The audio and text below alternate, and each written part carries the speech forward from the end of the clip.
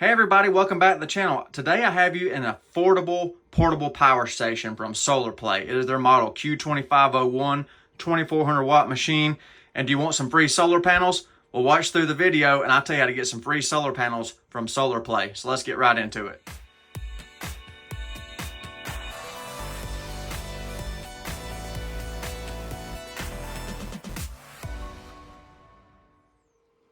So I've been running this machine for 45 days, cycling it up and down, charging on solar, charging on AC, everything else. So I've got the machine fully topped off for some testing today, capacity testing, all kinds of things, but I'm gonna show you some of the features right off the bat. You got a nice little light right here, all kinds of different USB charging ports right here on the bottom, your DC ports over here on the side, you know, all kinds of stuff that you could want. The light's even got a little flashing stuff going on for indicators for camping application, so that's pretty cool. Nice large cooling grids on the sides of the machine to let plenty of airflow through. And that's one thing I do have to say about this machine. Its variable speed fans ramp up and down. They're quiet. Even outside 100-degree weather, the fans rarely ramp up to full speed. And you can see the dust and dirt on it. It's been used outside, it's been inside, it's been on the golf cart, it's been behind the lawnmower, it's been everywhere you can imagine. Beat around, banged around, and has not complained. AC outputs are on this side. We have 4 receptacles with 20 amp rating. We have our AC charging input, our solar XT90 charging input. Well laid out machine. On top of the machine, there is a storage cubby where you can stow your cords. This is the AC wall cord, 12 gauge wire, flexible, it's nice. XT90 to MC4 adapter. So you can connect this to the side of the machine and to your solar panels up to 500 watts max, 48 volts open circuit. And another thing I like about this machine, it can track from 11.5 volts up to 48 volts. These portable power stations in general use a boost charge controller. That means they take a lower voltage and boost it up to the battery pack. This is a 15S cylindrical battery pack.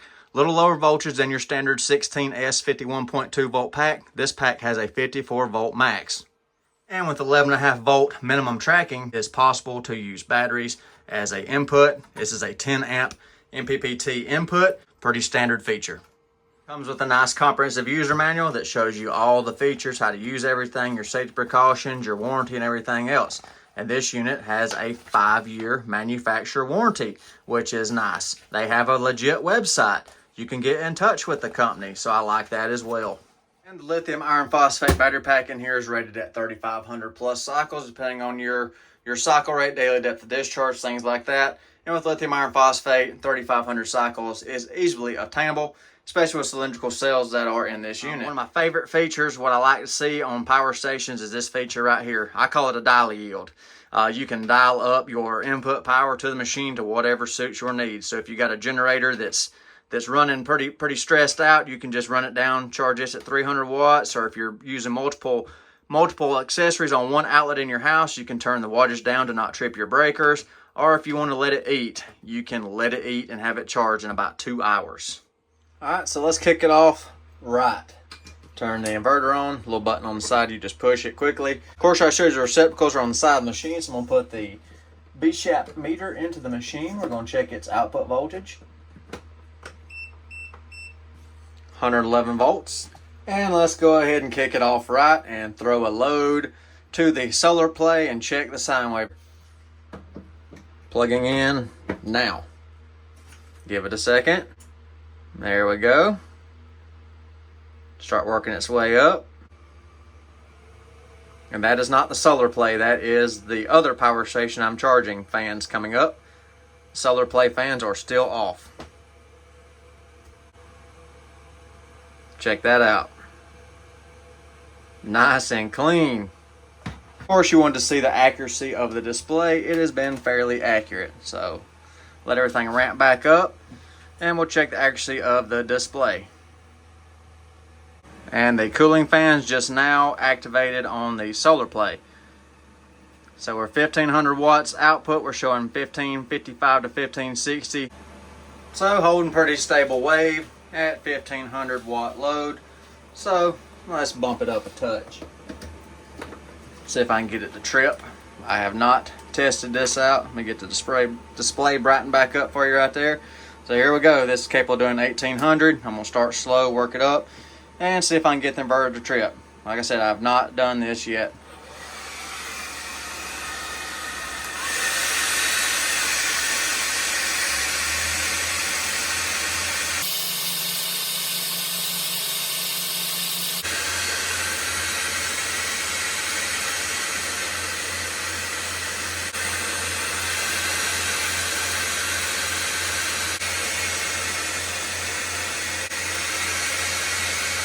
Alright, well, I have not tested that before now, and that was a surprising result. I didn't think that was going to happen.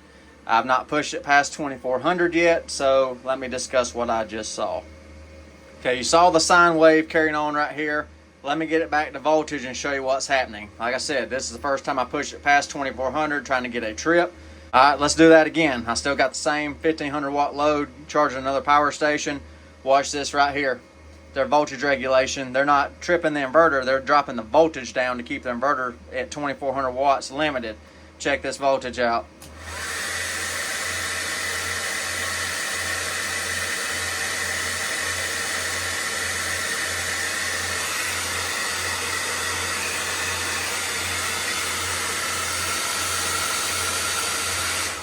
All right, new discovery, live on camera. So I'm gonna put this back on it, exceed its load, let the voltage drop.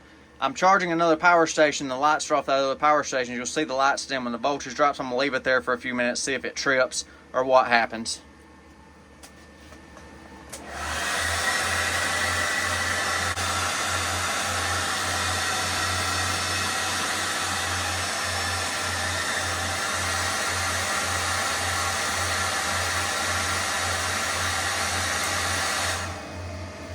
Alright, it will not trip. After several minutes at that load, it just drops the voltage down to keep the inverter from exceeding 2400 watts.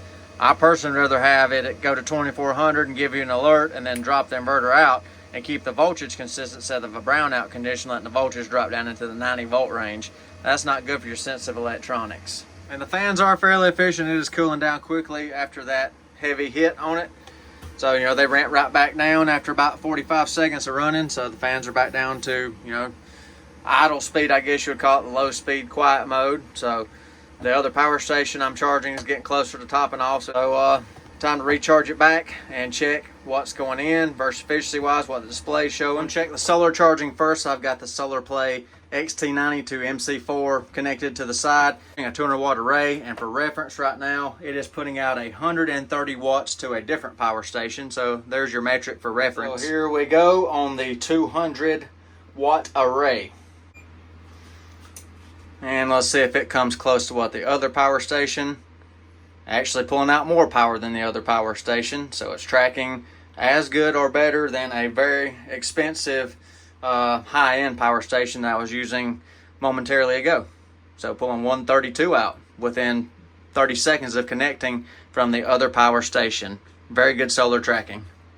Now I'm going to connect the power station to a 10.5 11 volt source, aka a low state of charge battery. Just test the low end of the tracking. So it should be right around 100 to 110 watts because it's got a 10 amp boost charger in there. So yeah, around 105 watts on a dead battery. Not too bad. And yes, it is pass-through charging while you're charging on solar, and when you're on AC it goes to UPS mode. It's 8 millisecond transfer time. So this is PV coming in right here, and that's output. So see, pass-through is working like it's supposed to. Alright, PV charging is done. Now I'm going to show you the adjustable charge current on this machine. So let me hook up the AC mains input, and I'll show the UPS mode and all that too. So now I've got the factory charger, the wall cord that comes with the SolarPlay. Got an energy meter here, so I'm going to see what we're actually putting into the machine versus what the wall outlet is supplying, or in this case another power station. UPS mode.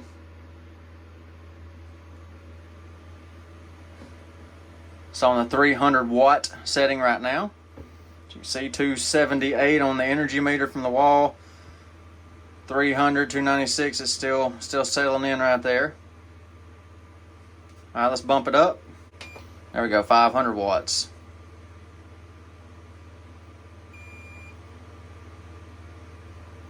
So 491 from the energy meter, bouncing around close to 500, 506, 520.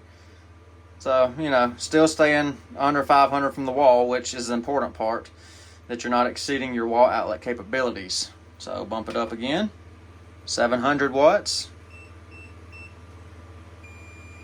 There we go, 708 from the wall, 682, pulling 708 from the wall. See, bouncing around here. Go ahead and bump it up again. Went too far again, let me go back around, 900 this time. All right, 938 from the wall. You can see we've reversed. When we started, we're showing higher here and lower here. Now we're showing higher here, lower here. So we're pulling more than 900 out of the wall at the upper charge points. We bump it up to 1100.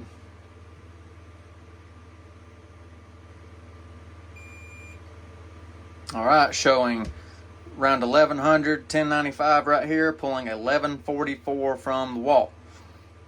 Let's see what the power factor is on this thing, pulling it out of the wall.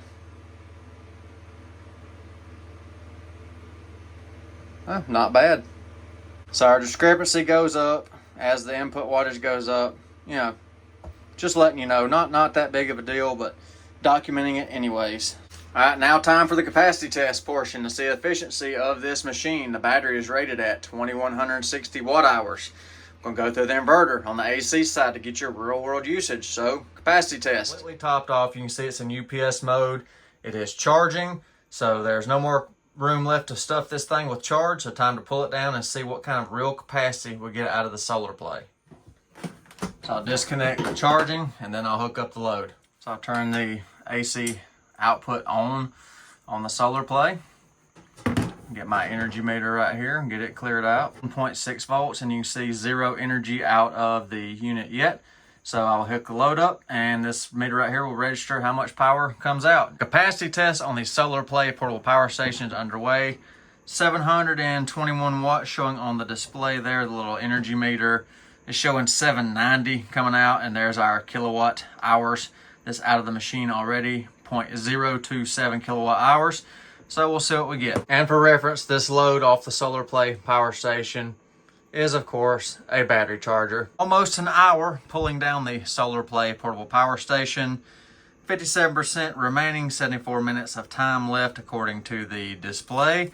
And how much energy has come out of the unit? 0.764 kilowatt hours, so 3/4 of a kilowatt in an hour, roughly exactly what I'm pulling out of the machine. So keep pulling it.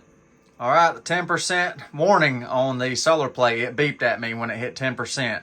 12 minutes left. So what have we got so far? 1.563 kilowatts.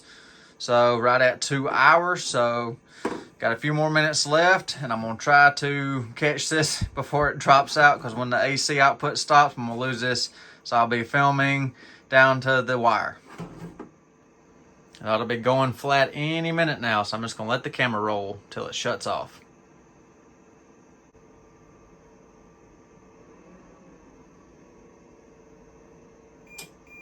There it went.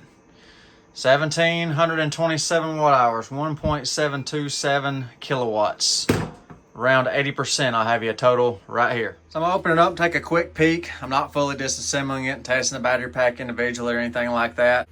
Tamper stickers, so don't do this at home, you'll avoid your warranty. So I pulled the top cover off the SolarPlay portable power station. I'm not taking the boards and all that stuff apart today. I just check for any loose connections or chafed wires, or just overall build quality. It looks very similar to several of the other major players in the game. The good thing about this one compared to some of the other ones I've taken apart, the main usually root cause of these power stations to fail is that transformer right there under that fan. So I guess R&D over the last couple of years, the power station manufacturers have realized this. So now there's a cooling fan on that transformer to keep the windings from cooking out of it. So that is a positive I've not seen on this class of machine yet. Let me share my final thoughts on the SolarPlay portable power station. Start with the likes. Low price. I'll have you a coupon here in just a second. you can get this machine for $699.99 with coupon code off of Amazon. So not a bad price. What I like, like I said, the low price, adjustable charge current, lots of fans in that additional transformer fan. That's good. Uninterruptible power supply. No apps or Bluetooth required to run this machine to have any functionality. It's all there. It's all user interface. You use it, it works. So now time for the dislikes. You probably already know what I'm going to hit it on. That capacity. Less than 80% of capacity when you're using it on the AC side. So if you got a 2160 watt hour battery pack, but you're only getting less than 8% out, not cool. So that means our inverter is not very efficient, or the low voltage cutout of the inverter is above the low point threshold of the battery pack. I was expecting to get a lot more out of it. Most machines in this class do about 85 to 88% of their rated battery capacity converted over to AC power. So lower end right there. Automatic voltage regulation, overload condition protection. Instead of letting it go above 2400 watts and then timing out and tripping on an overload condition, it just lowers the voltage down. That was a huge load. Around 3000 watts, 3200 watts is what that should have been, and it didn't let it go above 2400. It just brought the voltage down to keep it online. I'd rather see it trip. So how am I rating this SolarPlay power station? Would I avoid it? Would I buy it? Or am I kind of unbiased about it? Well, new rating scale right here. I'm going to go right here, neutral, right down the middle. I'm torn on this one. I can't say 100%, yeah, awesome, or 100%, it's junk. It's somewhere in between. It's got its use case scenarios, and with a low price, not bad, as long as you're going to be running low loads. But then again, the efficiency on the AC side is another big hit against it. I can't make up my mind on this one, so I'm going to go neutral on it. But if you're needing help making up your mind, SolarPlay's want to offer the first 5 people that click through my link and purchase this unit, if you do decide to get one, they want to give you a 200 watt set of folding panels. So if you decide you like this machine and it's going to suit your needs, I'm going to have a link in the description. You can use my coupon. It's $699.99. The first 5 people that share their Amazon order with SolarPlay, you get a free 200 watt set of panels. So there's a little kicker bonus, if you will. I earn nothing from SolarPlay, whether you buy it through them or not. And of course, if you purchase them Amazon affiliate links, I earn a small commission from Amazon, which helps support the channel, bring you more solar and off-grid content. So, I'm neutral on this one. Let me know what you think in the comment section. Hope you enjoyed. You have a nice day. Be safe. Thanks SolarPlay for sending it for testing. Sorry that I couldn't do you a better rating than that.